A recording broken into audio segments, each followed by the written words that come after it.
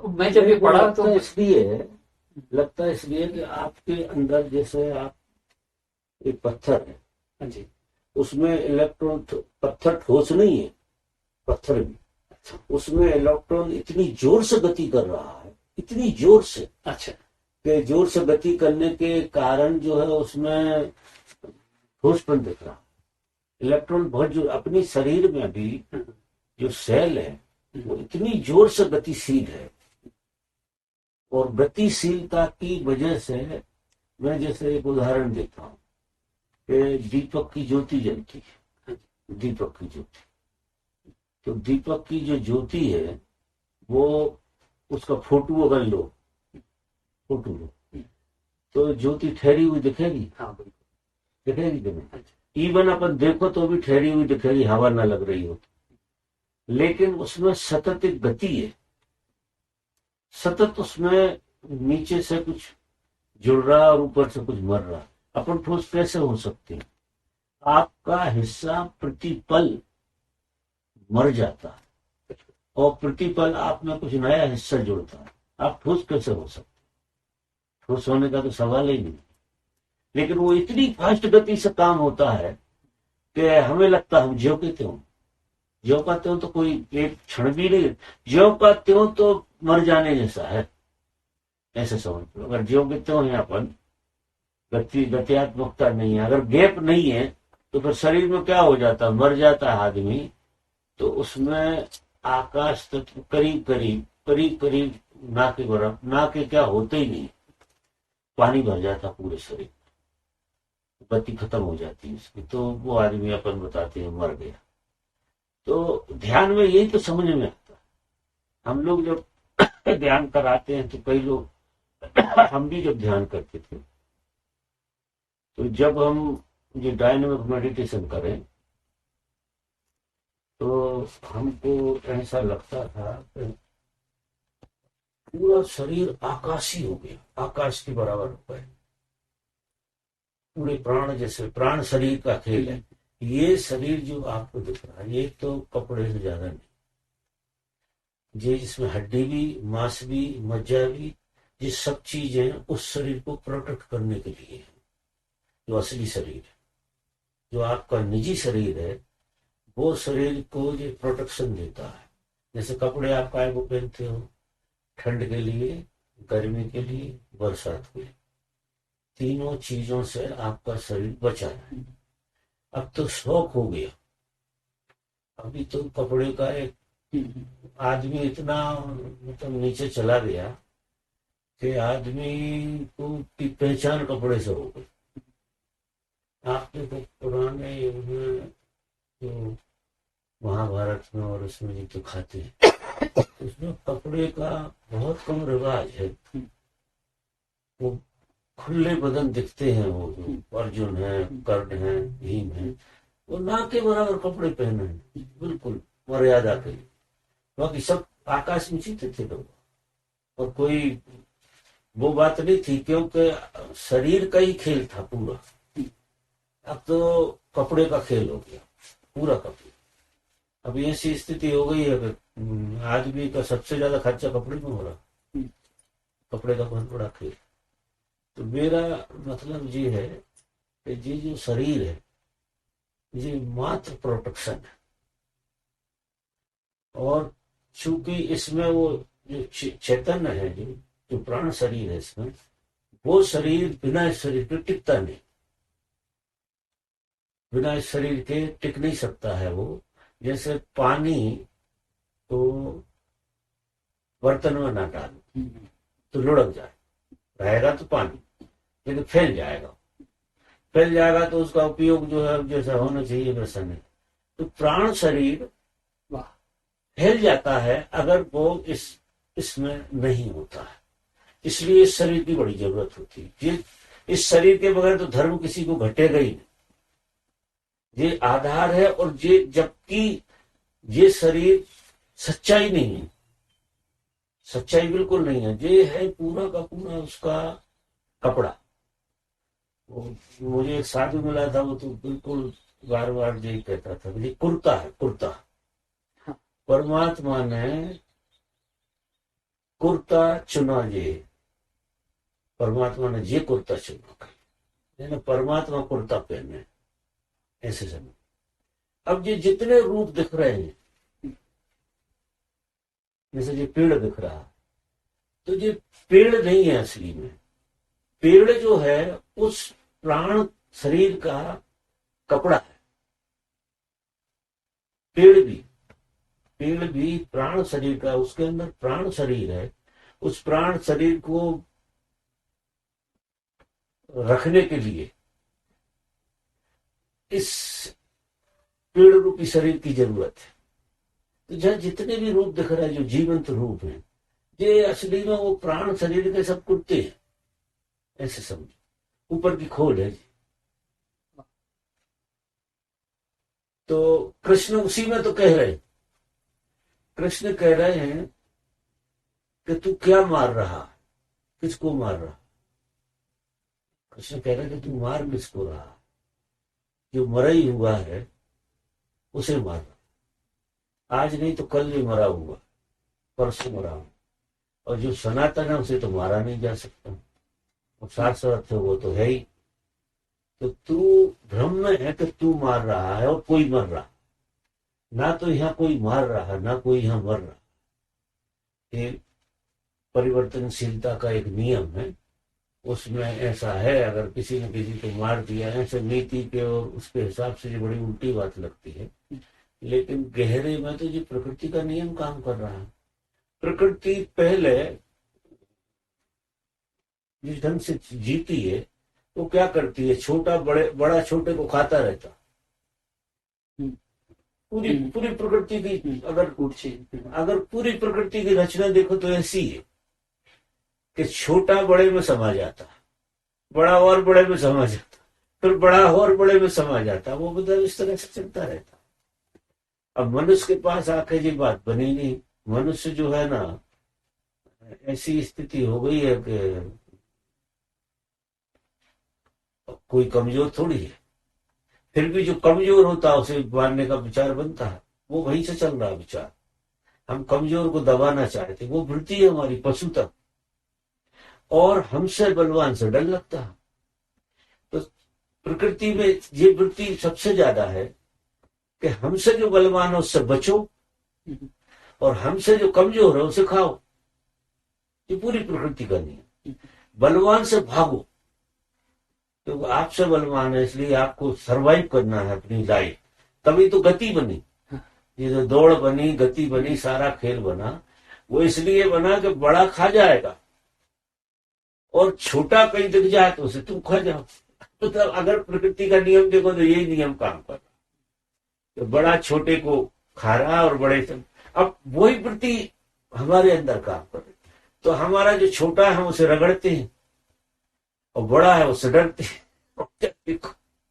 जो भी अपन से बड़ा होता है कहीं ना कहीं अपन ने जरा देखना पड़ता, ऐसा नहीं यार कुछ उलझा ना दे।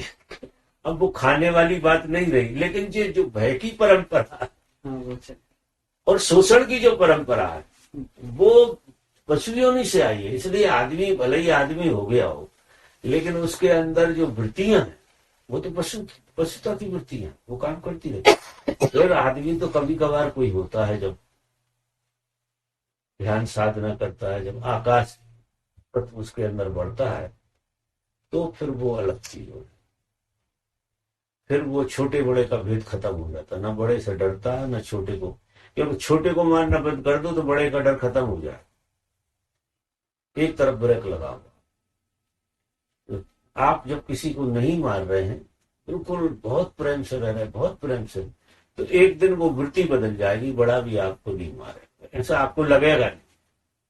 जो सतत लगी रहती, सतत आदमी के चित्त में भरा रहता है कि यार बिगड़ जाएगा, गड़बड़ हो सकती है, तो जरा बच कर रहो, संभल के रहो। अब ये चीजें जागृत भी करती है। जागृति भी कहां से आई? जागृति आदमी में कुछ हो जाएगा उसी चक्कर में तो जागृत आई। यानी चेतना का जो जन्म हुआ है वो भय से हुआ। चेतना जागी है, डेवलपमेंट जो हुआ है वो भय है, इसका बहुत गहरे में कारण। जितना ज्यादा डर लगा उतनी ज्यादा गति बढ़ी। फिर जितना डर लगा उतनी गति बढ़ाई आदमी ने, चेतना इतनी गत्यात्मक हो गई कि खड़ी हो, स्वतंत्र हो गई, मनुष्य के रूप में आ गई। अब मनुष्य के रूप में आ तो उसको उस तरह का नहीं, तो ये तो प्रकृति का डेवलपमेंट हो गया, आप मनुष्य हो गए। अब यहां से ऊपर का जो डेवलपमेंट, यहां से ऊपर को आपको जाना, तो एक छलांग है आपकी और आप परमात्मा की। चेतना अपने स्वभाव में जाना चाहती, तो स्वभाव में जाने के लिए वो परमात्मा में लय होना चाहिए, और जो पूरी प्रकृति उसको, पूरी प्रकृति लग जाती है एक आदमी के साथ कि उसको निकलने नहीं देती। चेतना को एक तरफ से रोका जा रहा है और एक तरफ चेतना भागी जा रही। प्रत्येक आदमी जो सोचता है कि मुझे काम करना है, धंधा करना है, बड़ा आदमी होना है, ये करना है, वो करना है, वो बहुत गहरे में चेतना प्रकृति को छोड़कर भागना चाहती। गति पदार्थों के माध्यम से उसने ऐसी बना ली, लेकिन जब इसकी व्यर्थता का बोध होता है तो चेतना भाग रही है परमात्मा की तरफ और प्रकृति पकड़ रही, तो फिर प्रकृति हार जाएगी और एक दिन प्रकृति थक जाएगी और चेतना ऊपरी छोड़ देगी और चेतना लय हो जाए। तो क्या प्रकृति बाधा उपस्थित करती है? बाधा नहीं कहना चाहिए।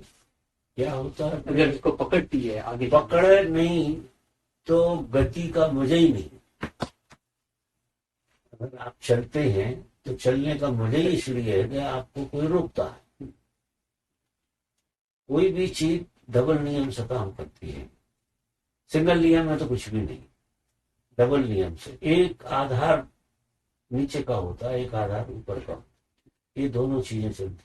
अगर ये ग्रेविटी के बाहर हम जब चले जाते हैं, साइंटिस्ट कहते हैं खड़े रह जाते, उनके हाथ में नहीं रहता है, फिर तो ऐसे हिलते रहते, हवा में ऐसा चलता रहता, क्योंकि विपरीत खत्म हो गया। विपरीत खत्म, और ज्यादा दिन टिक नहीं सकते वो वहां हवा में, आप ज्यादा दिन रह तो नहीं सकते। वो तो कोई आधार बनाना पड़ेगा हवा में रहने के लिए। अगर जिनने कोई दुनिया बनाई तो पहले इन्हें प्लेटें लगानी पड़ेगी और फिर धरती बनाना पड़ेगी नकली, कोई ग्रेविटी तो लगाना पड़ेगी, ऐसे कैसे रुकेंगे। तो ये विज्ञान भी सारे के सारे धर्म में अच्छे से खुलते हैं। जो अपन कह रहे थे, वो लड़की कह रही थी, ऐसा बड़े बड़े रहस्य खुलते हैं जीवन के, जीवन कैसे चलता है और कौन चला रहा है और क्या है इसकी नियति। तो ये शरीर ध्यान में साफ समझ में आ जाता है तो कुर्ता, तो इसकी इज्जत भी करता है आदमी, इसका रख रखाव भी करता है, लेकिन इसके मोह में नहीं रहता। इसका मोह बिल्कुल नहीं रहता, क्योंकि है तो कुर्ता ही। और बहुत गहरे में मृत्यु अगर गहरे से देखो तो उस तरफ से नहीं, इस तरफ से होती है। क्योंकि तुम घर क्यों छोड़ना चाहोगे जब घर अच्छा होगा? तो घर अगर अच्छा है, व्यवस्थित है, आपको अनुकूल है पूरा का पूरा, तो आप क्यों कहोगे कि हम घर छोड़ के जाएं? असली में ये जो शरीर की, ये घर की जो मियाद है, मियाद, इसकी सीमा, जैसे घर की एक सीमा होती है, 100 साल घर खड़ा होता है, 100 साल में अपने आप खंडर होने लगता है। हर चीज एक उम्र है, हर चीज सीमा है।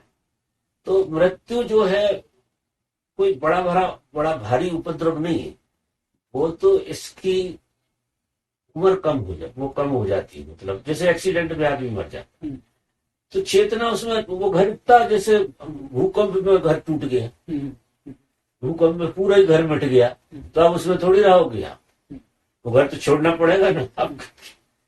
तो जी एक्सीडेंट हो जाता, मर जाते हैं लोग, तो वो घर ही नहीं रहता इस लायक। और फिर अगर वो घर में जरा भी दम है तो चेतना छोड़ती नहीं है। इसलिए चेतना दूसरे शरीर से, इस शरीर से दूसरे शरीर में जाने के पहले इस शरीर का वो पूरा जीती है। जब तक ये बना रहे, जब तक इसे इसमें रहने की कोशिश करती।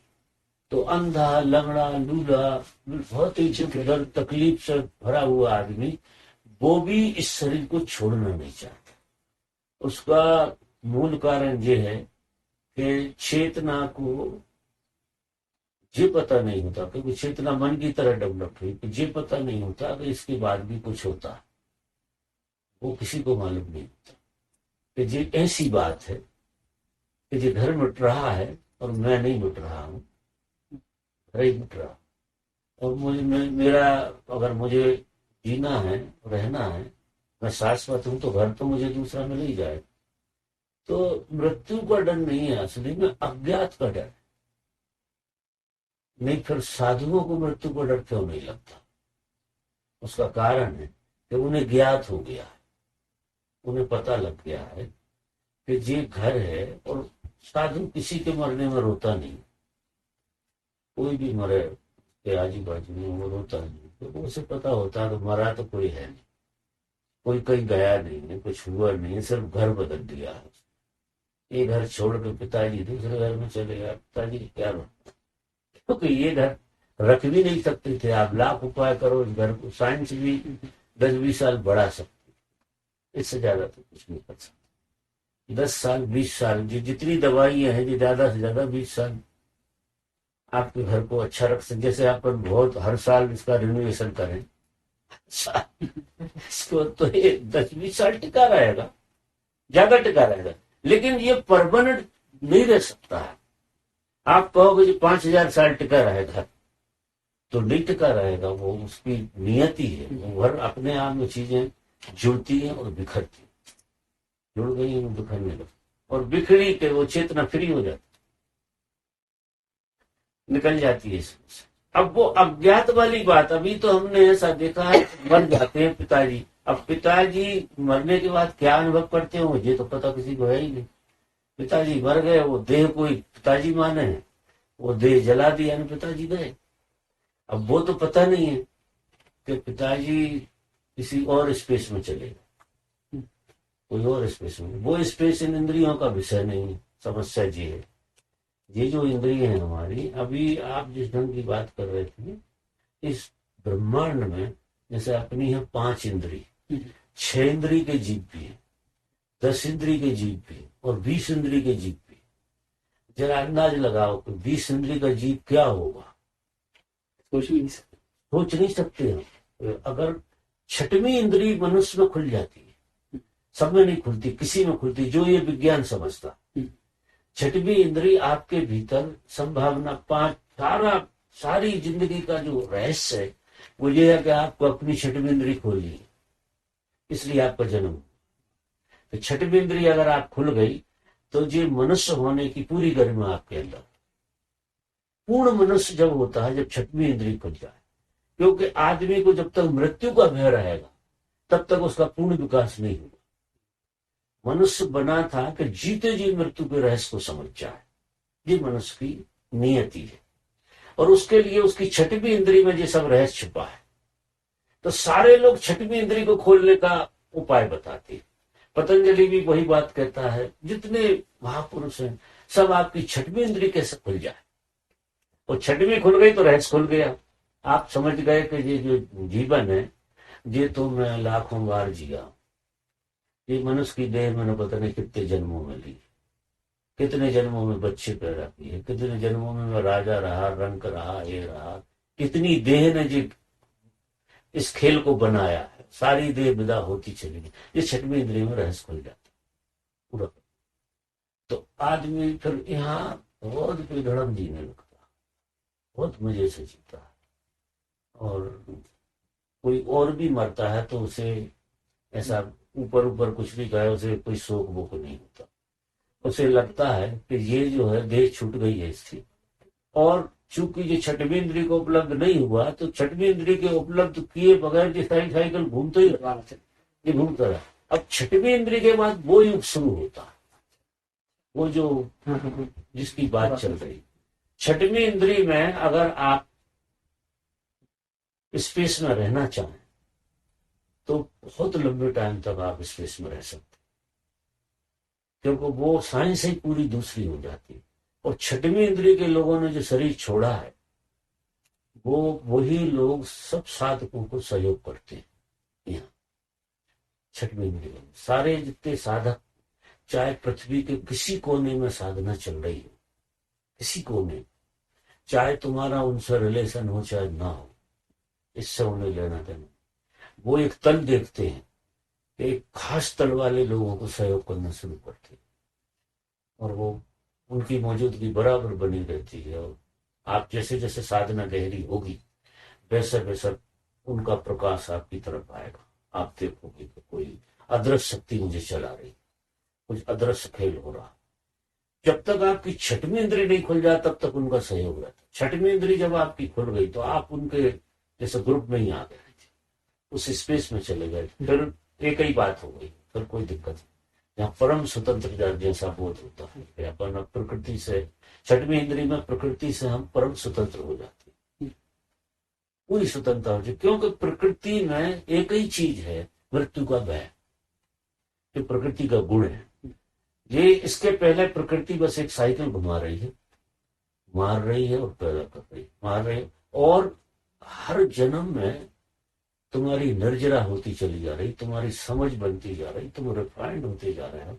और छठवीं इंद्री की तरफ कोई आदमी अगर इस जीवन में उपलब्ध होता है तो कितने जीवनों में उसने जी संचय किया, बहुत जीवनों का संचय है जी। तब जाके वो इस योग होता है कि उसे इजोटेरिक ग्रुप का सहयोग मिल रहा है। उसे हम इजोटेरिक ग्रुप कहते हैं। जो छठवीं इंद्री के लोग होते हैं वो इजोटेरिक ग्रुप कहलाता है, जो मिलकर काम करते हैं। उनका भी एक संसार है, उनकी सोच अलग है, उनका देखना अलग है। वो देखते हैं कहाँ कहाँ जरूरत है, डिपार्टमेंट है उनके, बड़ा गजब का खेल है। वो विज्ञान खुलता है तो मादा पकड़ लेते, ये कैसे हो रहा। और फिर ब्रह्मांड में और इंद्रियों के भी में भी जीवन है, उनकी शैली कुछ अलग। सो ये जो इजोटेरिक ग्रुप गुरु सत्ता, वही इसी को कहते हैं गुरु सत्ता। तो गुरु सत्ता से आगे उनको जाना पड़ता है, आगे भी जाना पड़ता है। गुरु सत्ता के जो आगे है वो तो फिर सहयोग करने वाली बात कम रहती है, उसका संबंध यहाँ से छूट जाता है जी। वो तो कोई और प्लेनेट और स्पेस की परंपरा है। जैसे कृष्ण जो है बहुत गहरे इस धरती के नहीं थे, कृष्ण किसी और प्लेनेट से आए हुए थे, इसलिए उनको प्रकट कहा गया। वो प्रकट हुए, वो संस्कार से नहीं जीते थे। जैसे बुद्ध और महावीर है, ये संस्कारी है क्योंकि ये इस तरफ से जाते हैं। और कोई आदमी जब तक उस तरफ से ना आ जाए पृथ्वी में, तो पृथ्वी में अराजकता आ जाती है। इस तरफ से जाने वाले लोग कितनी ही ऊंचाई पकड़ लें फिर भी एक मर्यादा को क्रॉस नहीं कर सकते। वो सूर्य से नहीं कह सकते कि चुप हो जा, सूर्य को रोक दें। सूर्य की गति को कृष्ण जैसा ही आदमी रोक सकता है जो ऊपर से आता है। इधर से जो आदमी जाता है वो प्रकृति में इंटरफियर नहीं कर सकता, क्योंकि गया प्रकृति से, तो उसने प्रकृति का पूरा विज्ञान जान लिया। लेकिन प्रकृति वो इंटरफियर नहीं करती बिल्कुल। जैसा नियम चल रहा है प्रकृति का, वो नियम जैसा तैसा जो करते हो चलेगा। तो इतना शक्तिशाली नहीं होता, सब वो जानता है। लेकिन लोगों को सहयोग भी जो करता है, जैसा भी होता है, उसकी एक मर्यादा होती है। वो यानी ये होता है कि वो पहल तो बिल्कुल नहीं करता, आगे से ही जरूरत होती है, आगे से, तो उस आदमी को सहयोग मिलता है। वो क्योंकि उसकी कर्ता बुद्धि तो है नहीं, कुछ करने का वैसा नहीं है। ऐसा कहो कि वो सिर्फ उसकी मौजूदगी में होता, वो सिर्फ मौजूद होता है और आपको सहयोग मिल जाता है। जो इस तरफ से सहयोग, जो गुरु सत्ता कहेंगे। गुरु सत्ता का मतलब एक ऐसी मौजूदगी जो आपको दिखाई नहीं दे रही, लेकिन वो मौजूदगी आपको अपील जरूर करती है, आपको अनुभव में आने लगती है। अगर आप संवेदनशील ज्यादा हैं तो आप तो उतरती हुई दिखेगी वो मौजूदगी, वो गुरु सत्ता। और गुरु सत्ता किसी में घटी हो, वो एक ही सत्ता है, यहाँ किसी ने जानी हो। इसलिए जानने वाला ये नहीं कहता कि मैं ही ऐसा हूं, जानने वाले को चुन लिया उसने, उस सत्ता ने, उस सत्ता ने चुना आपके लिए। ये माध्यम थी, ये माध्यम थी, तो हम सब माध्यम बन जाते हैं उसके। अभी भी प्रकृति के माध्यम बने हुए हैं, गहरे से देखो तो प्रकृति में क्या है शुरू से ही काम, क्रोध, लोभ, मोह, ईर्षा, ये सब चीजें प्रकृति को गुणधर्म। प्रकृति आपके द्वारा इनसे आपको चला रही, पीड़ा दे रही, दुख दे रही, तकलीफ दे रही और आपको जगाने की कोशिश कर रही। क्योंकि हुआ क्या है कि प्रकृति ने जब मनुष्य में क्रांति हुई, सारी प्रकृति में सबसे बड़ा काम हुआ कि आप में एक एवोल्यूशन हो गया, आप मनुष्य हो। मनुष्य होने के बाद प्रकृति आपको पोषण नहीं करती, आपका पोषण नहीं करती, उल्टा काम करती। उल्टा काम ये करती है कि आपको प्रकृति के बाहर फेंकना चाहिए कि अब आपका काम पूरा हो गया, मनुष्य हो गया। क्योंकि प्रकृति एक संतति के नियम को जीती है और एक क्रमिक विकास को जीती है। एक के बाद एक विकास हो अपने आप होता चला जाता है। मक्खी से ये वो एक सिस्टम है। जैसे फॉर एग्जाम्पल ऐसे कहो कि आदमी को छोड़कर सब प्रकृति के गर्भ में है। आदमी को छोड़कर आदमी जो समझो को प्रकृति में ओवरसल हो गया, बाहर फेंक दिया, अपने गर्भ से बाहर फेंक दिया आदमी प्रकृति में। चिड़िया का बच्चा बड़ा हुआ, उसने कहा था उड़। हाँ, घोंसला वो चिड़िया वाला थी, वो चिड़िया वाला। तो प्रकृति जिंदा रहे, बने रहो, मरो नहीं, उतना सपोर्ट करती है। तो मर ना जाओ, बस मर ना जाओ उतना सपोर्ट करती। बाकी सताती बहुत पूरी तरह। और प्रकृति कई कई रूपों में सताती है। जो परिवार है, ये है, वो है, पत्नी है, बच्चे हैं, संसार है, घर है, गृहस्थी है, पैसा है, सब जितनी चीजें, ये सारी चीजें प्रकृति का ही है। ये सब प्रकृति है कि आप इसमें से बाहर निकलो, आप पकड़ के बस बैठो। भला अच्छा भला काम होता है, उसमें पत्थर देते, उसमें जागृति ला देती है ये यहाँ आप सो नहीं सकते, माने आप ऐसे नहीं हो सकते आखिरी काम हो गया, आखिरी तो हो ही। तो प्रकृति एक तरफ जिलाती है आपके दाना पानी देती और बचाती है और आपको गति दी। हर घटना से अगर गहरे से देखो तो ये बहुत करना का ही काम, किसी का कहीं कुछ गलत नहीं हो रहा। क्योंकि जो हो रहा है वो सब जागृति में, जब नियम जागृति का पता लगेगा तो पत्थर अब अपन जा रहे पैदल और पांव में लग गया, आपके घुटने में लग गई जोर से। बहुत गहरे में देखो तो प्रकृति ने आपको सचेत किया कि आप इतनी बेहोशी में जा रहे थे, इतनी जागृति नहीं थी कि आप जो कोने से टकरा गए। अब दूसरी बार तो नहीं लगेगी। एक बार अगर पांव में लग गई तो फिर उसी जगह पे आप जब आओगे तो जागृति काम करेगी, इस कोने पर लग जाती है। संभल के चलना चाहिए, जो संभल के चलना चाहिए, जो बात है ना वो जागृति में ला रही है। तो इधर तो जितना उपद्रव हो रहा है वो अगर देखो तो ऐसा ही हो पूरा, वो प्रकृति आपको जागृत कर रही है। और उसको जागृत करने के इतने उपाय है कि वो आपको सतत जागृत करती रहती, सतत सतत आपकी पिटाई हो रही है, सतत आपको बचाया जा रहा है। जब तक आप छठवीं इंद्रिय को नहीं, जो प्रकृति के पार की इंद्रिय, उसका रहस्य ना जान लो, तब तक आप तुझे धक्के लगने जाते। फिर वही प्रकृति आपको प्रेम बहुत करती, वो शिष्य बन के आपकी सेवा में लग जाए, सारे लोग आपके प्रेम में पड़ जाए। वो भी प्रकृति का ही खेल, क्योंकि एक आदमी मुझ में से निकल गया तो प्रकृति इतनी आह्लादित होती है कि अब तेरे को धन दान से सबसे भर देगी, क्योंकि तेरा आखिरी जीवन, तो अब तेरा कुछ बचे ही नहीं। आइए